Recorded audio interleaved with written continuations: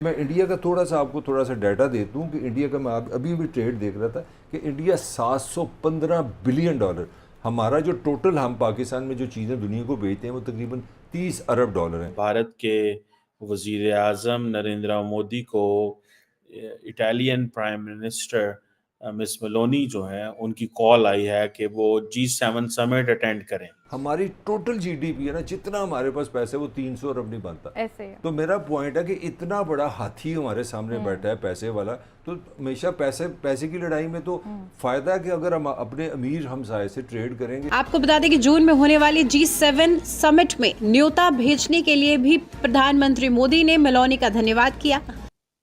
वो तो अब अपने पांव पे खड़े, वो लोगों को पैसे, वो कंट्रीज को खुद एड्स और कर्जे देते हैं। बांग्लादेश को देख लें, मालदीव को देख लें, भारत पैसे देता है, नेपाल को देता है पैसे। और हमारा सबसे बड़ा हमसाया जो है, सब जिसका साथ हम 7,000 साल इकट्ठे रहे हैं, अगर उसे हम ट्रेड करेंगे तो फाइनेंशियली हमारे फायदा होगा। हमारे कई लोग जो टीवियों के ऊपर बैठ के कह देते हैं जी देखें भारत तेल ले रहा है ईरान से, तो हमारी पाइपलाइन क्यों नहीं आती? तो 8 बिलियन मांग रहे ना IMF के पेरेंट्स पे नहीं, वो मिन्नतें तो नहीं कर रहे ना, वो माफिया तो नहीं मांग रहे अमेरिका से। वो इसी लिहाज से हम बहुत ज्यादा भूखे भी हैं, हम बहुत ज्यादा जाहिल भी हैं। वो जिस तरीके से कहते हैं पड़ोसियों की मदद करते हैं। हेलो दोस्तों, स्वागत है आपका अपने चैनल में। सबसे पहले अगर आपने हमारा चैनल सब्सक्राइब किया, लाइक शेयर सब्सक्राइब जो करें, ऐसी वीडियो आपको लेके आते रहेंगे। और वीडियो को भी ज़्यादा से ज़्यादा शेयर करें जो कि वो लोगों के पास में पहुंच सके। तो चलो वीडियो की तरफ चलते हैं। आपको पता होगा 2014 से इंडियन गवर्नमेंट चेंज हुई, जो अब से मोदी गवर्नमेंट आई है। उसके बाद में इंडिया में बहुत सारी डेवलपमेंट हुई है, बहुत सारे न्यू जॉब क्रिएट हुए हैं। और मेक इन इंडिया, जिसके ज़रिए हम बहुत सारी चीज़ें जो बाहर से इम्पोर्ट करते थे उसको अभी ज़्यादातर इंडिया में बना रहे हैं। और साथ में जो बात की ग्लोबल पावर है वो भी बढ़ी है। और अभी आपको पता होगा G7 जिसको कि अब की बार जापान होस्ट करेगा, जिसमें बहुत ताकतवर कंपनी जो कंट्रियाँ हैं वो उसकी मेंबर है। और उसमें जो कि हमारे PM मोदी हैं, उनको इटालियन PM है, उन्होंने G7 में इनवाइट किया है। और इसको देखकर आप इस वीडियो में देख सकते हो हमारे पड़ोसी मुल्क उनका क्या रिएक्शन आ रहा है इस पे, जो कि PM मोदी को इनवाइट किया गया है इटालियन PM के द्वारा। अगर आपको ये वीडियो अच्छी लगे, लाइक शेयर सब्सक्राइब जो करें, ऐसी वीडियो आपको लेके आते रहेंगे। तो चलो वीडियो की तरफ चलते हैं। Thanks for watching. दोस्तों, भारत के अंदर आज एक दूसरा जो आप समझें फेज जो है वो शुरू हो चुका है और इम्पोर्टेंट इलेक्शंस है। और साथ ही अगर आपने देखा है और नोट किया है कि भारत के वजीर आज़म नरेंद्र मोदी को Italian prime minister miss Meloni जो है उनकी कॉल आई है कि वो G7 समिट अटेंड करें।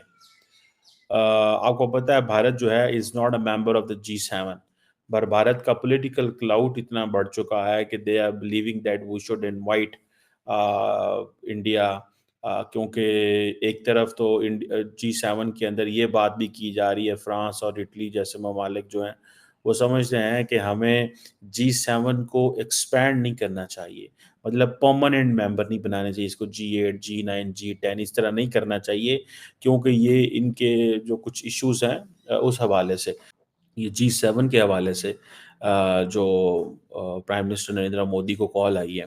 देखिए G7 जो है वो ये समझते हैं कि हमें मोदी साहब की ज़रूरत है, ठीक है जी।